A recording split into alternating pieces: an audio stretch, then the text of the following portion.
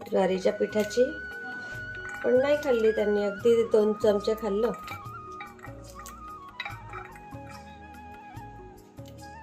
आता जळजळ होतं तर म्हटलं मग जरा डाळिंबाचा रस करून देते. त्याच्याने जरा बरं तरी वाटेल.